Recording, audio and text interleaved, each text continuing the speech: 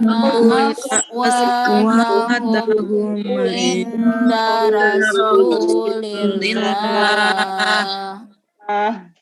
inda Rasulillahi ulaika alladzina amtahanallahu qulubahum. 1, 2. inda Rasulillahi ulaika alladzina amtahanallahu qulubahum Ulaika alladzina amtahanallahu qulubahum littaqwa. 1, 2. ulaika alladzina amtahanallahu qulubahum littaqwa lahum maghfiratun wa ajrun azim.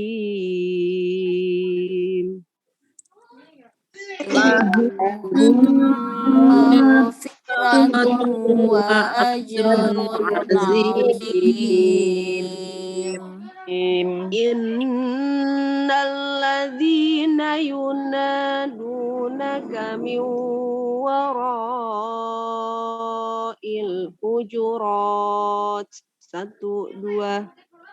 Innalladzina yunadunaka min wara'il hujurat min wara'il hujurati aktsaruhum la yaqilun. min wara'il hujurati aksaruhum la yaqilun. Walau annahum sabaru hatta takhruja ilaihim lakana khairan lahum. 1, 2. walau annahum sabaru hatta takhruja ilaihim lakana khairan lahum. Wallahu ghafurur rahim. wallahu ghafurur rahim. Sekarang bersama-sama dari ayat 3 sampai ayat 5. 1, 2, 3. Bismillahirrahmanirrahim. Al-waqfu al-ibtidanya sesuai dengan napas aja ya. 1, 2, 3. Innalladzina yaghudduna aswatahum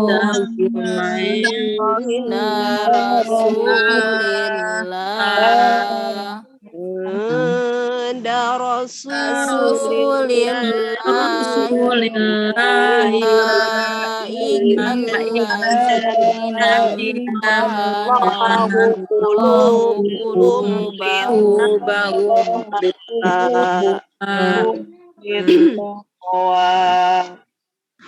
lahum maghfiratun wa ajrun azim. 1, 2. Semuanya yang semangat.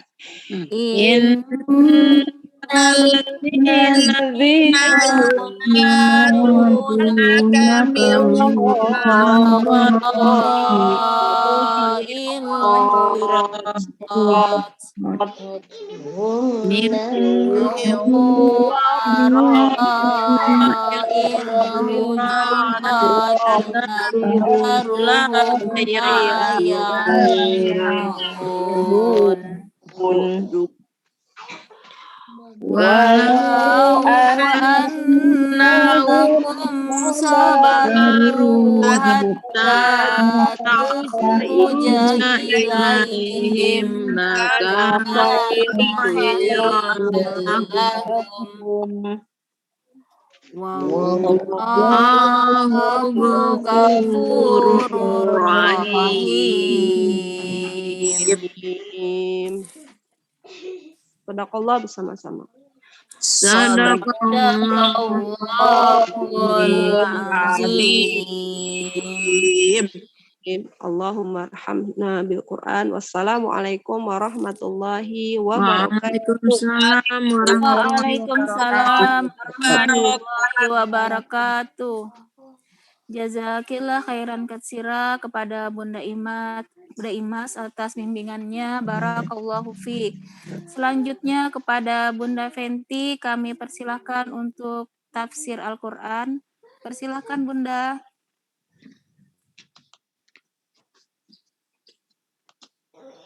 Bismillahirrahmanirrahim. Alhamdulillahilladzi hadana lihadza wa ma kunna linahtadiya laula an hadanallah. Asyhadu an la ilaha illallah wahdahu la syarikalah wa asyhadu anna Muhammadan abduhu wa rasuluhu alladzi la nabiyya ba'dah. Alhamdulillah, dalam kesempatan subuh yang penuh berkah, kita semua bisa mengawali dengan dalam waktu ya, setelah subuh itu waktu sangat berkah sekali. Kita pun alhamdulillah melaksanakan hal-hal yang berkah pula ya, dalam waktu yang singkat, kurang lebih 40 menit itu diisi dengan berbagai yang luar biasa. Diawali dari Kang Founder kita tadi udah membahas podcast hadis, kemudian tilawah Al-Quran ya dengan nada ros, kemudian selanjutnya sekarang akan kita laksanakan juga tafsir ya, tafsir secara ringkas Quran surah Al-Hujurat. Kemarin sudah ayat 1, sekarang kita menginjak pada ayat yang kedua. Di sini sama ya, masih tentang akhlak, bagaimana seorang yang tadi ya ayyuhalladzina amanu. Nah, itu panggilan untuk orang yang beriman. Bagaimana akhlak kita sebagai mukminah, khususnya dalam akhlak berbicara ya, akhlak berbicara. Nah, di sini tadi saya sebutkan dulu ya ayat 2-nya. A'udzubillahi minasyaitonirrajim. Ya ayyuhalladzina amanu, wahai orang-orang yang beriman, la tarfa'u aswatakum, janganlah kalian meninggikan suara kalian fauqa sautin nabi, di atas atau melebihi suara nabi. Wala tajharu, dan janganlah kalian wala tajharu lahu, dan janganlah kalian bersuara keras ya kepadanya, bil qauli, dengan ucapan kajahri ba'dikum li ba'din, sebagaimana kerasnya suara ya, kalau ngomong sebagian kamu terhadap yang lain. Antah bato a'malukum, supaya tidak terhapus ya amalan kalian. Wa antum la tash'urun, sedangkan kalian tidak menyadari. Nah, bahwa di sini yang dijelaskan itu ada asbabun nuzulnya ya. Ada asbabun nuzulnya tadi yang ayatnya ayyuhalladzina amanu la tarfa'u aswatakum fawqa sautin nabi. Bahwa ayat ini asbabun nuzulnya adalah ada perbedaan pendapat. Ada perbedaan pendapat antara dua orang sahabat utama ya, sahabat utama yaitu Abu Bakar Siddiq dan Umar bin Khattab. Berbeda pendapatnya tentang seseorang yang akan ditunjuk menjadi pemimpin Bani Tamim yang akan mendatangi atau berkunjung ke tempat Nabi. Nah, kalau Abu Bakar mengusulkan yang ditunjuk itu Al-Aqra bin Habis, sementara Umar bin Khattab mengusulkan Al-Qaqa bin Ma'bad. Nah, pada saat itu Abu Bakar berkomentar ya, berkomentar tentang pendapat Umar dengan agak sedikit emosi. Engkau itu hanya mengatakan hal itu tujuannya hanya untuk menentangku. Nah, kata Abu Bakar seperti itu. Kemudian Umar membalas menjawab ya, aku tidak ingin menentangmu. Kemudian keduanya terlibat pertengkaran mulut ya dengan suara agak keras di hadapan Nabi. Ibnu Abi Malikah, sahabat yang meriwayatkan kisah ini berkomentar, kada al khairan ayyuhlika. Kada hampir saja al khairan dua orang terbaik ya dua orang terbaik ini ayyuhlika celaka. Nah, jadi seperti itu. Jadi asbabun nuzulnya sebab turun ayatnya itu ada pertentangan antara perbedaan pendapat antara Umar dan Abu Bakar sehingga turun ayat ya ayyuhalladzina amanu la tarfa'u aswatakum fawqa sautin nabi wa la tajharu lahu bil qawli kajahri ba'dikum li ba'd an tahbata a'malukum wa antum la tash'urun. Jadi sanksi ya bagi yang melanggar larangan Allah di atas sangat besar, itu di antah bato. Jadi sanksinya itu terhapus ya, antah bato a'malukum, terhapus seluruh amalnya, wa antum la tash'urun, sedangkan kamu tidak menyadari. Jadi akan hilang seluruh pahala kebaikan yang sudah dilakukan.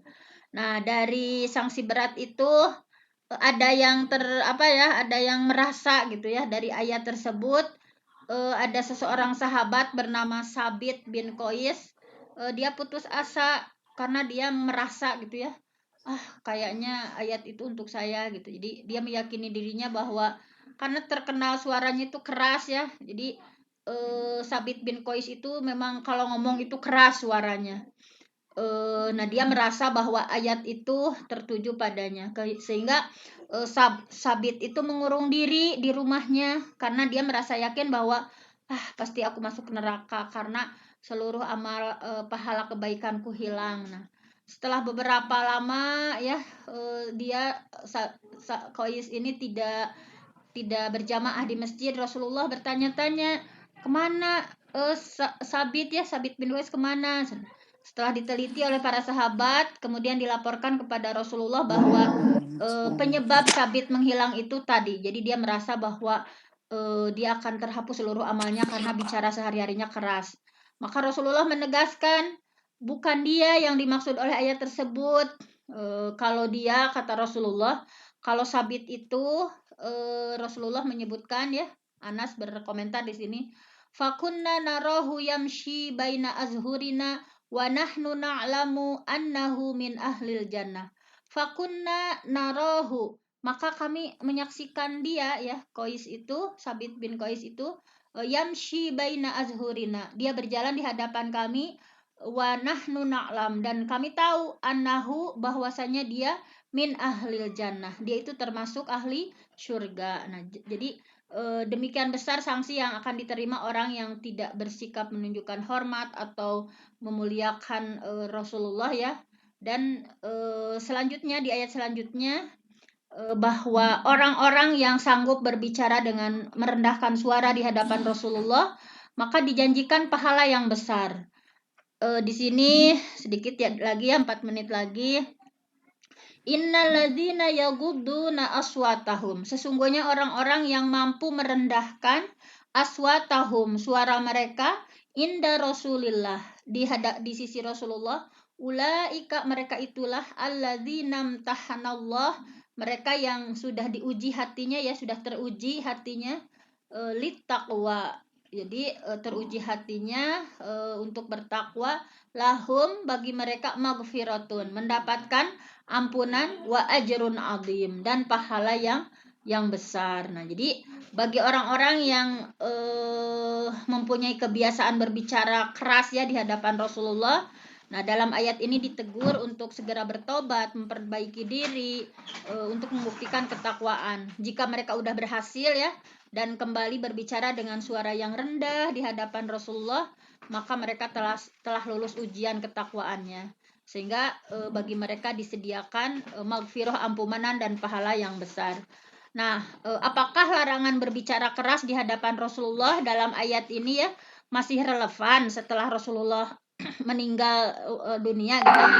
Maka di sini ada pendapat dari Said Qutb mengutip dalam kitab tafsirnya bagaimana reaksi Umar. Jadi ini masih berlaku sampai sekarang. Jadi bagaimana reaksi Umar bin Khattab ketika mendengar ya ada suara keras seorang laki-laki di Masjid Nabi. Jadi Umar menegur ada yang seorang laki-laki ya dia bersuara keras di Masjid Nabawi, maka Umar menegur, sadar nggak kalian itu berada di mana sekarang? Sebelum mereka sempat menjawab, Umar bertanya lagi, dari mana asal kalian? Mereka menjawab, kami berasal dari Tabif. Mengetahui ya bahwa mereka bukan orang Madinah, Umar berkata, seandainya kalian berdua dari Madinah, tentu akan kalian beri hukuman berat dengan dicambuk. Nah, jadi dari sikap keras Umar ya tampak bahwa larangan keras berbicara masih tetap berlaku ketika berada di Masjid Nabawi misalkan ya. Dan ini pun masih berlaku untuk kita semua, bahwa kita tidak boleh berbicara, kan dalam Al-Quran tidak boleh berbicara keras di hadapan Rasulullah. Sama juga ketika beliau sudah wafat, kita pun tidak boleh berbicara keras di hadapan para ulama ya. Para ulama kan pewaris Nabi. Kita tidak boleh mengeraskan suara di hadapan para ulama yang mana mereka itu adalah pewaris Nabi. Di majelis yang sedang dibacakan atau diajarkan warisan Nabi di Al-Quran ya. Di sebuah majelis yang sedang mengkaji Al-Quran yang merupakan warisan Nabi, dan juga mengkaji hadis yang merupakan sunnah Nabi, juga di Masjid Nabawi ya sebagaimana yang tadi dipahami Umar, dan juga di kuburan Nabi dan sebagainya. Nah, jadi intinya mudah-mudahan kita semua berbicara ya, berbicara yang lemah lembut gitu ya, gudduna aswatahum, merendahkan suara di hadapan ulama, para pewaris Nabi, pemimpin-pemimpin yang dihormati. Jadi ayat ini mengisyaratkan akhlak berbicara lah, pokoknya akhlak berbicara secara umum, bahwa meninggikan suara secara umum juga dipandang sebagai sifat yang buruk ya, dan kurang sopan dalam Islam. Nah, bagaimana kita lihat nasihat Luqman kepada anaknya, Allah memerintahkan kepada kita untuk memang harus kalau ngomong itu nggak boleh keras-keras gitu. Bagaimana nasihat Luqman terhadap putranya? Waqsid fi masyika, sederhanakan kamu dalam berjalan. Wagdud min sautik, lunakan suaramu. Inna angkarol aswat la sautul hamir. Sesungguhnya seburuk-buruk suara adalah suara keledai. Jadi orang yang berbicara dengan suara keras, berteriak-berteriak, di sini disindir oleh Allah seperti suara keledai. Nah, jadi jadi tapi keras di sini bukan berarti ceramah atau pidato, kan pastinya harus keras ya. Tetapi ini dalam hal-hal kita sendiri udah tahu bagaimana misalkan ini mempraktekannya ketika kita berbicara hanya berdua atau berlima atau bersepuluh. Nah, ini tentunya disesuaikan. Nah, mungkin hanya itu saja. Pada kesempatan kali ini saya hanya akan mengingatkan saja pesan dari surah Al-Hujurat tersebut, bahwa ada akhlak berbicara, bahwa kita harus merendahkan suara kita di hadapan para pemimpin kita ya, suami kita mungkin tidak boleh kita melebihi kerasnya dari suara kita di hadapan imam kita, pemimpin kita, para ulama dan lain sebagainya. Mungkin hanya itu saja pesan moral dari ayat surah Al-Hujurat hari ini. Mudah-mudahan kita semua bisa mengamalkannya. Aku qauli hadza wa astaghfirullah li wa lakum. Wassalamualaikum warahmatullahi wabarakatuh. Waalaikumsalam warahmatullahi wabarakatuh. wabarakatuh. Masya Allah, luar biasa ya Bapak Ibu. Semoga Allah memberikan kita hidayah untuk dapat mengamalkan ayat tersebut. Amin. Jazakillah khairan katsira kepada Bunda Fenty. Barakallahu fiik. Baiklah, dengan demikian berakhirlah acara kita. Sebelum kita akhiri, marilah bersama-sama kita membaca istighfar 3 kali, doa kafaratul majlis dan hamdalah. Astaghfirullahaladzim, astaghfirullahaladzim, astaghfirullahaladzim. Subhanakallahumma wa bihamdika, asyhadu an la ilaha illa anta, astaghfiruka wa atubu ilaik. Walhamdulillahirabbil alamin. Assalamualaikum warahmatullahi wabarakatuh. Waalaikumsalam warahmatullahi wabarakatuh. Kesalahan, jazakumullah khairan katsira semuanya, barakallahu fiik, semoga sehat selalu. Demikian Kang Asep, saya kembalikan untuk menutup room.